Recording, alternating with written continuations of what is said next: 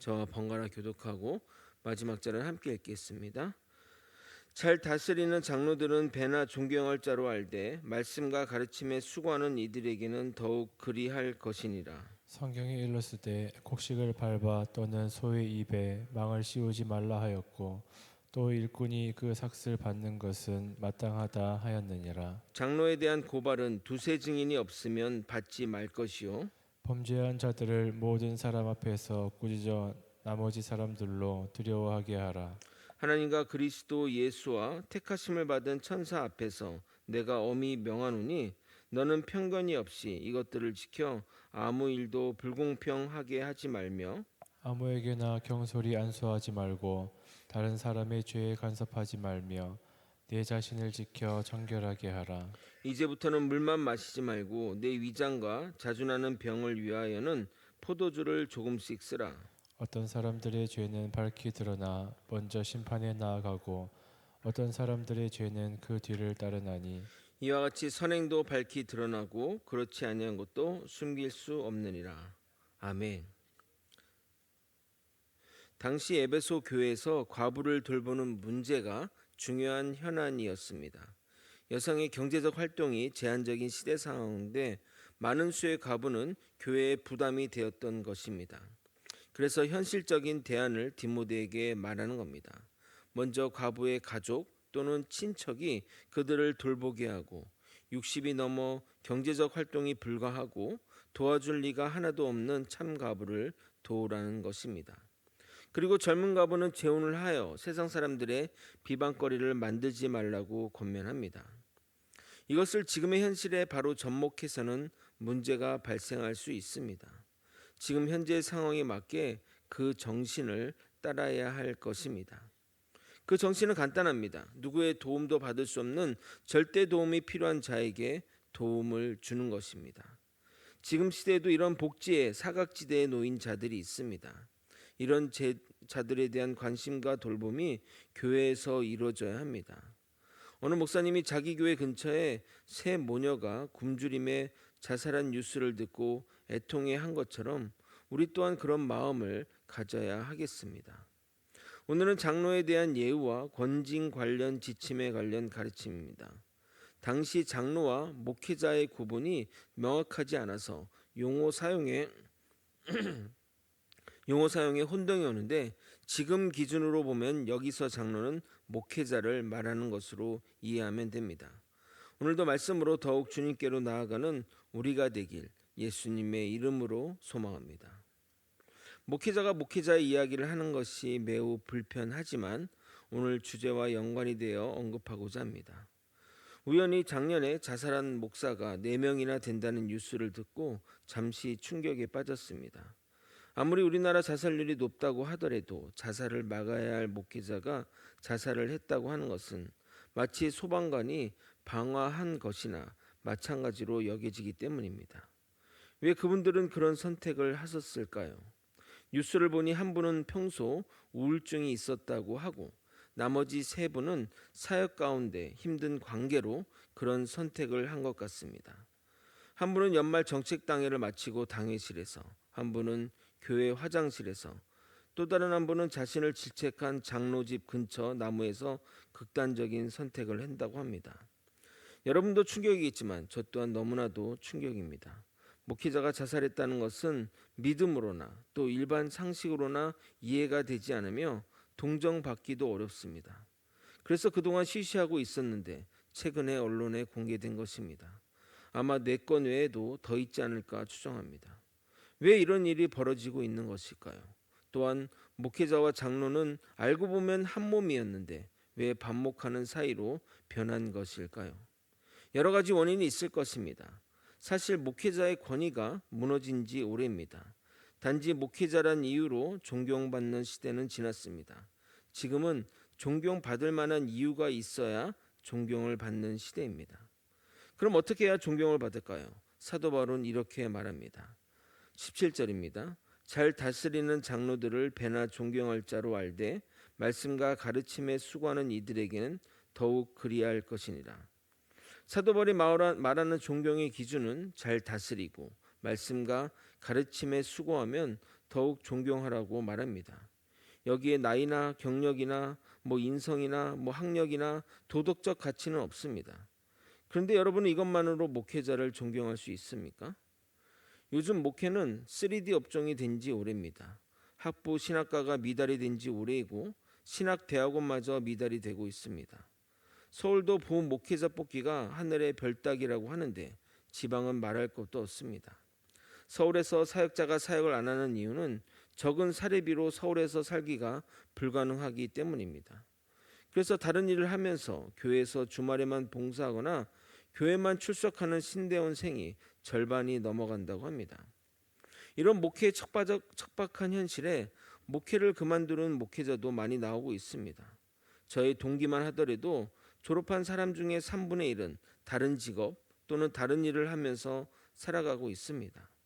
말씀이 희귀해지는 시대인지 아니면 다른 이유 때문인지 사명자가 사명을 가지고 사역하기 힘든 상황입니다. 목회적 상황이 변하고 있고 사역자의 소명 의식과 수준이 과거와 달리 낮아지고 있는 상황 가운데 변하지 않는 것이 딱 하나 있으니 바로 성도들이 사역자를 바라보는 시선입니다. 성도분들이 사역자를 바라보는 시선은 과거 30년, 40년 전에 목회자상에 고정되어 있습니다. 청빈하고 모든 것을 받아들이며 모든 것을 인내하는 그런 목회자상 말입니다. 제가 이 교회 부임해서 들었던 말 중 인상적인 말이 있는데 바로 이것입니다. 전임 목회자가 한여름에 전기세를 아끼고자 차가운 물을 떠놓고 발 담그며 지냈다는 말입니다. 곰곰이 생각해 봤습니다. 그것이 영성일까? 그렇게 하는 것이 거룩한 모습일까? 그렇게 퍼포먼스를 해서라도 성도들을 만족시켜야 할까? 차라리 시원하게 지내면서 말씀을 더욱 연구하는 것이 성도들에게 좋은 일이 아닌가? 복잡한 생각이 저를 힘들게 했습니다. 물론 저는 더위를 잘 타지 않아 여름에 선풍기 하나면 충분합니다. 그런데 더위를 잘 타는 분은 저런 시선으로 보는 성도들 앞에 너무나 힘들겠구나 하는 생각이 들었습니다.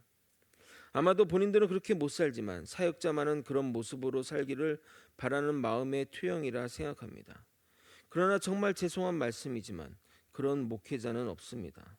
과거 성도들의 신앙의 모습대로 여러분이 살지 못하듯이 과거 목회자처럼 살 지금 시대에 목회자는 없습니다. 그런데 사도 바울의 권면은 목회자를 존경하라고 말합니다. 그러나 저는 존경은 아니더라도 존중만 받았으면 좋겠다는 생각입니다. 성도가 장로님을 존중하고 장로님들이 목회자를 존중하고 성도들 서로가 상대방을 존중하고 자기의 생각을 내려놓고 상대방을 그 자체로 바라보며 다름을 틀림으로 인식하지 않고 서로를 포용할 때 그리스도 공동체는 세상 어느 공동체보다 아름다울 수 있습니다. 이어서 사도 바울은 말씀과 가르침에 전념하는 목회자에게 교회가 경제적인 책임을 지라고 말합니다. 18절입니다. 성경에 일렀으되 곡식을 밟아 떠는 소의 입에 망을 씌우지 말라 하였고 또 일꾼이 그 삭을 받는 것은 마땅하다 하였느니라. 이 구절 가운데 두 가지 성경 구절이 인용됩니다. 첫 번째는 신명기 25장 4절 말씀인데 당시 이스라엘에서 곡식을 추수하면 원형의 평평한 편지에 곡식단을 풀어놓고 소들을 그 위에 몰아 밟게 했습니다. 그러면 익은 곡식이 이상에서 떨어지는데 소가 움직이면서 그것을 먹었던 것입니다. 그래서 그렇게 하지 못하도록 이방인들은 소의 입에 망을 씌운 겁니다. 그러나 피조 세계의 모든 동식물을 사랑하는 하나님이 그것을 하지 말라고 명령한 것인데 그 성경 구절을 여기에 인용하므로 일하는 자에게 그에 맞는 보수를 주라고 말하는 겁니다. 두 번째 성경 구절은 레위기 19장 13절을 인용하였습니다. 물론 이 표현은 누가복음 10장 7절에도 등장하지만 이 구절 또한 구약을 인용한 것이기에 레위기 말씀을 인용한 것이 맞습니다. 일꾼에게 삭을 주는 것은 마땅합니다. 사역자를 일꾼이라고 말하는 것이 좀 상스럽게 여겨질 분도 있지만 하나님이 보시기에는 일꾼임이 맞습니다. 저는 목회자의 월급을 사례비라 하는 것도 좀 이상하다 생각합니다. 사례비는 감사의 표시인데 그러면 감사하지 않으면 안 주면 되는 것 아닌가 생각이 듭니다. 사례비가 아닌 월급이 맞다고 생각합니다. 그것뿐만 아니라 제사의 직무를 책임졌던 레인이 생계를 위한 일을 하지 않음에도 바쳐진 제사 제물로 생계를 꾸려간 것처럼 목회자에게 적절한 일삭을 제공하는 것이 맞습니다. 그럼 목회자에게 얼마를 지급해야 맞는 사례일까요? 물론 교회 사정과 형편을 봐야 하지만 국가가 지정한 가족 기준 최저 생계비 이상을 지급하는 것이 맞다고 생각합니다. 최저 생계비란 한 사람이 파산했을 때 이 금액은 빼고 법원에서 가져가는 금액이니 보장된 금액이라 하겠습니다. 국가가 정한 최저 생계비는 그 가족 수에 따라서 다르게 기준되어 있습니다. 그래서 어느 교회는 목사의 자녀 수가 많으면 뽑지 않는다고 합니다. 저도 이 교회에 부임하며 어떤 분에게 이 이야기를 들었습니다. 제 자녀가 셋이라서 고민했다고 말입니다. 이 이야기를 들으며 목회자가 자녀를 많이 낳는 것이 여러모로 민폐인 것 같다는 생각이 들었습니다.